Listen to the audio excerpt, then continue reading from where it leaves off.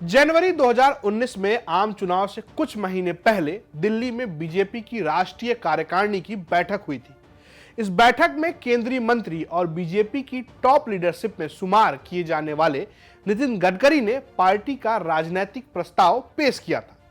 तब यूपी के सीएम योगी आदित्यनाथ ने इसका अनुमोदन किया था, लेकिन रविवार यानी 7 नवंबर 2021 तक समय अपना एक चक्र पूरा कर चुका था और सीएम योगी आदित्यनाथ की भूमिका बदल चुकी थी।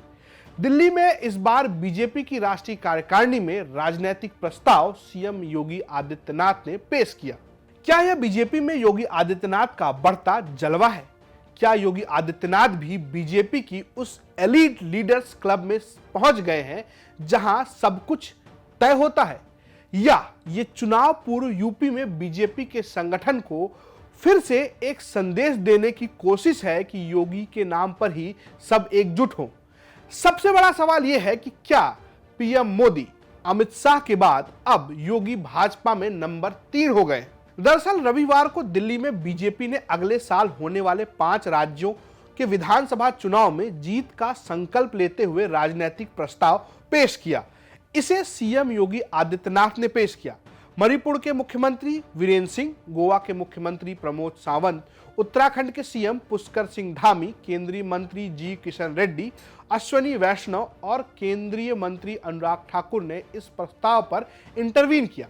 हालांकि इससे पहले बीजेपी के कई मुख्यमंत्री राजनीतिक प्रस्ताव पेश कर चुके हैं, लेकिन इस बार मामला इसलिए भी खास रहा क्योंकि सीएम योगी आदित्यनाथ एकमात्र बीजेपी के मुख्यमंत्री के रूप में दिल्ली में मौजूद थे और बाकी सीएम कार्यक्रम में ऑनलाइन जुड़े थे। कुछ महीने में यूपी में विधानसभा चुनाव होने वाले हैं। ऐसे में सीएम योगी आदित्यनाथ का राजनीतिक प्रस्ताव पेश करना पार्टी में उनके बढ़ते कद की ओर इशारा कर रहा है। राजनीतिक प्रस्ताव की जानकारी मीडिया को दे रही वित्त मंत्री निर्मला सीतारमण की टिप्पणी इस पर मुहर भी लगाती है। निर्मला सीतारमण सीधे शब्दों में योगी आदित्यनाथ को बड़ा नेता बताती हैं। सुनिए उन्होंने क्या कहा। यूपी के मुख्यमंत्री जी को क्यों प्रस्ताव सामने रखने के लिए बुलाया गया? क्यों नहीं? वो पार्टी के वरिष्ठ नेता है, बहुत सबसे बड़ा देश में वो चला रहे हैं सरकार, और ये कोरोना के समय में भी उनके हर एक स्टेप आपको मालूम है। वो चाहे वो माइग्रेंट वर्कर हो, चाहे गांवों में रोजगार पैदा करने के लिए उनका कोशिश हो, और अभी भी उसके बाद जो एम्प्लॉयमेंट के लिए वो उनके तरफ से काम हो रही है, ये इन सभी विषयों को मन में रखते हुए पार्टी के एक कार्यकर्ता पार्लियामेंट में बहुत सालों से है, इसीलिए क्यों नहीं बुलाएं? सीएम योगी आदित्यनाथ द्वारा राजनीतिक प्रस्ताव पेश करने का एक सीधा मतलब निकाला जा रहा है। उनसे पहले केंद्रीय मंत्री नितिन गडकरी, केंद्रीय मंत्री राजनाथ सिंह, उपराष्ट्रपति वेंकैया नायडू जैसे नेता राजनीतिक प्रस्ताव पेश कर चुके हैं। ये सभी नेता बीजेपी की प्रथम पंक्ति में शुमार होते हैं। अब इस कड़ी में सीएम योगी का भी नाम जुड़ रहा है, तो इसके सीधे मायने यही समझे जा रहे हैं कि यह आधिकारिक तौर पर बीजेपी की पहली पंक्ति में उनकी एंट्री है। दरअसल अगर योगी की बैठने की भी स्थिति देखें तो वह ठीक अमित शाह के बगल में नजर आते हैं। यह तस्वीर अपने आप में कई मायने दे जाती है। हालांकि इसकी एक दूसरी व्याख्या भी की जा रही है। पिछले दिनों गृह मंत्री अमित शाह यूपी के दौरे पर थे। उन्होंने बीजेपी के नए सदस्यता अभियान को हरी झंडी दिखाते हुए जब जनसमूह को संबोधित किया तो एक बात काफी स्पष्ट तरीके से कही। अमित शाह ने कहा कि अगर 2024 में पीएम मोदी को जिताना है तो 2022 में सीएम योगी को जिताना होगा। अगला जो लोकसभा का चुनाव जीतना है 24 में, उसकी नींव डालने का काम उत्तर प्रदेश का 22 का विधानसभा करने वाला है।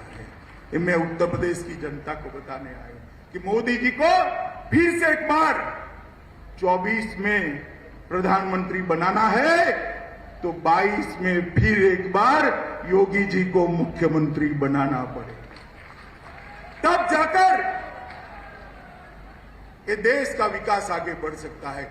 रविवार को जब दिल्ली में सीएम योगी ने बीजेपी का राजनीतिक प्रस्ताव पेश किया तो इसे भी यूपी के लिए संदेश के तौर पर परिभाषित किया जा रहा है। बीजेपी का केंद्रीय नेतृत्व नहीं चाहता कि यूपी में संगठन के भीतर लीडरशिप को लेकर किसी भी तरह की शंका पैदा हो। हालांकि इसके जो भी मायने निकाले जाए, एक बात तो साफ है कि यूपी से लेकर दिल्ली तक बीजेपी में सीएम योगी का कद बढ़ता नजर आ रहा है। बीजेपी की राष्ट्रीय कार्यकारिणी में सीएम योगी की मौजूदगी और फिर उनके द्वारा पेश किया गया राजनीतिक प्रस्ताव बीजेपी में किसी नए युग की सूत्रपात का आहट है या नहीं, ये तो वक्त ही बताएगा।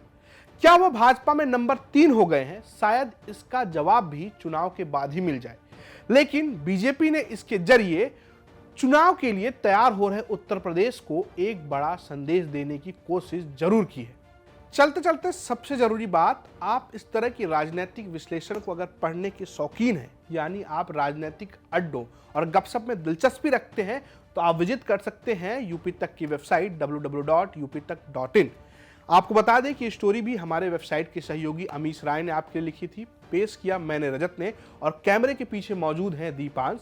तमाम बड़ी खबरों के लिए बने रहिए यूपी तक के साथ।